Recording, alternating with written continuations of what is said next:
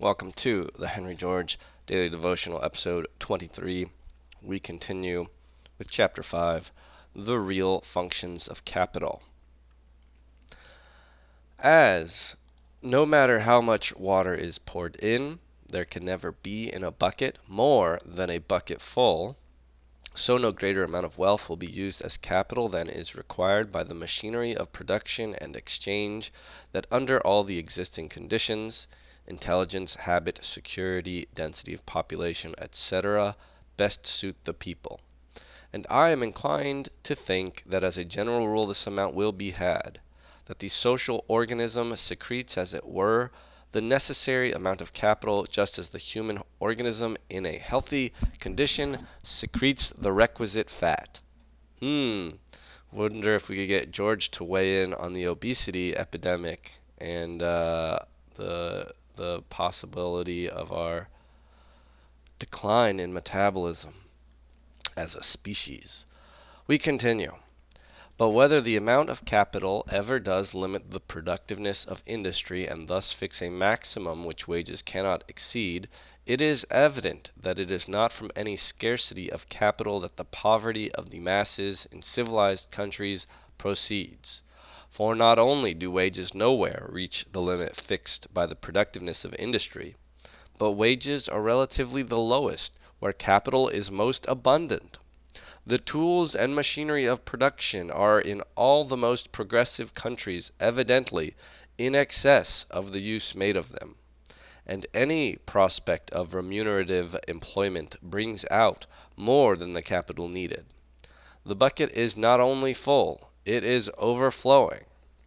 So evident is this, that not only among the ignorant, but by men of high economic reputation, is industrial depression attributed to the abundance of machinery and the accumulation of capital. And war, which is the destruction of capital, is looked upon as the cause of brisk trade and high wages, an idea, strangely enough, so great is the confusion. I feel like an idea, strangely enough, so great is the confusion of thought on such matters, countenanced by many who hold that capital employs labor and pays wages. Our purpose in this inquiry is to solve the problem to which so many self-contradictory answers are given, in ascertaining clearly what capital really is and what capital really does. We have made the first and an all-important step, but it is only a first step. Let us recapitulate and proceed. We have seen that the current theory that wages depend upon the ratio between the number of laborers and the amount of capital devoted to the employment of labor is inconsistent with the general fact that wages and interest do not rise and fall inversely, but conjointly.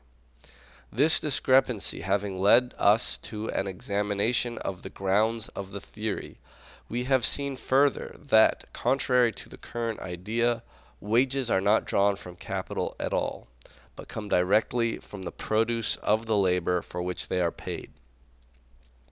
We have seen that capital does not advance wages or subsist laborers, but that its function are to assist labor in production with tools, seed, etc., and with the wealth required to carry on exchanges.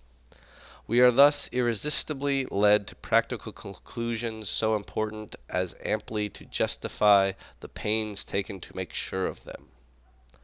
For if wages are drawn not from capital but from the produce of labor, the current theories as to the relations of capital and labor are invalid, and all remedies, whether proposed by professors of political economy or working men, which look to the alleviation of poverty, either by the increase of capital or the restriction of the number of laborers or the efficiency of their work, must be condemned. Yes, we must condemn all the current theories. If each laborer in performing the labor really creates the fund from which his wages are drawn, then wages cannot be diminished by the increase of laborers, but on the contrary, as the efficiency of labor manifestly increases with the number of laborers, the more laborers, other things being equal, the higher should wages be. By this necessary proviso, quote, other things being equal, end quote, brings us to a question which must be considered and disposed of before we can further proceed. That question is, do the productive powers of nature tend to diminish with the increasing drafts made upon them by increasing population? Bum, bum, bum. And that would finish chapter 5, which finishes book 1, Wages and Capital. So book 2, here we are in Population of Subsistence with apparently 4 chapters. It's all about the population and Malthusianism. It's similar to the Wages and Capital chapbook where, George likes to make his point and then make it again a couple times. Chapter 1 will be about the Malthusian theory, its genesis and support. Chapter 2, inferences from facts. Chapter 3, inferences from analogy. Chapter 4, disproof of the Malthusian theory. And then he has a quote from Tennyson. Are God and nature then at strife, that nature lends such evil dreams? So careful of the type she seems, so careless of the single life. Alright, Chapter 1, the Malthusian theory, its genesis and support. Behold, behind the theory we have been considering lies a theory we have yet to consider. The current doctrine as to the derivation and law of wages finds its strongest support in a doctrine as generally accepted, the doctrine to which Malthus has given his name, that population naturally tends to increase faster than subsistence. These two doctrines, fitting in with each other, frame the answer which the current political economy gives to the great problem we are endeavoring to solve.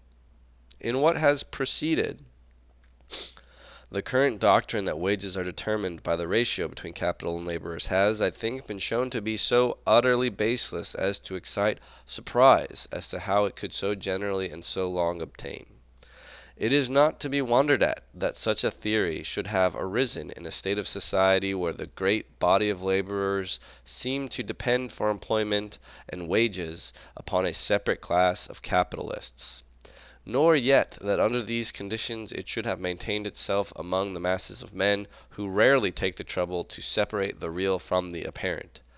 But it is surprising that a theory which on examination appears to be so groundless could have been successively accepted by so many acute thinkers as have during the present century devoted their powers to the elucidation and development of the science of political economy. Alright, so all these smart people believe in this bad theory.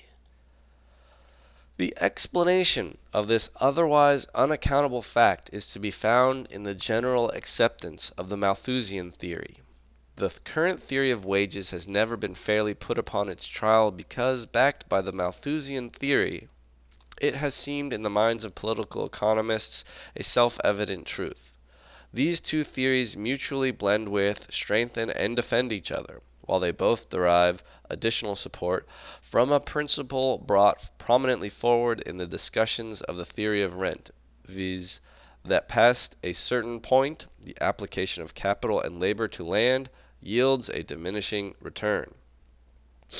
Together, they give such an explanation of the phenomena presented in a highly organized and advancing society as seems to fit all the facts and which has thus prevented closer investigation.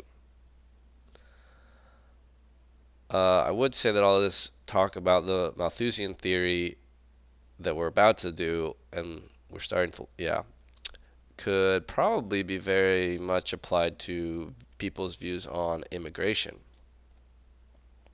Let's keep that in mind as we proceed.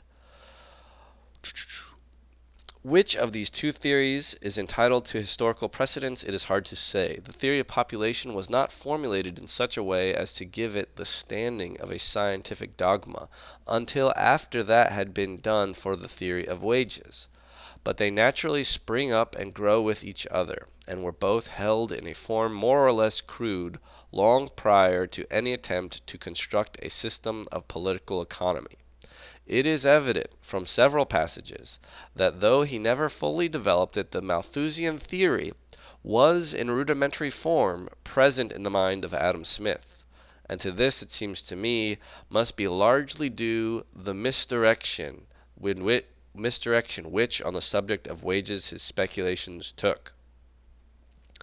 But however this may be, so closely are the two theories connected, so completely do they complement each other, that Buckle, reviewing the history of the development of political economy in his examination of the Scotch intellect during the 18th century, attributes mainly to Malthus the honor of decisively proving the current theory of wages by advancing the current theory of the pressure of population upon subsistence. He says in his History of Civilization in England, Volume 3, Chapter 5, and I'm not going to tell you what Mr. Buckle says, we're ending it right there.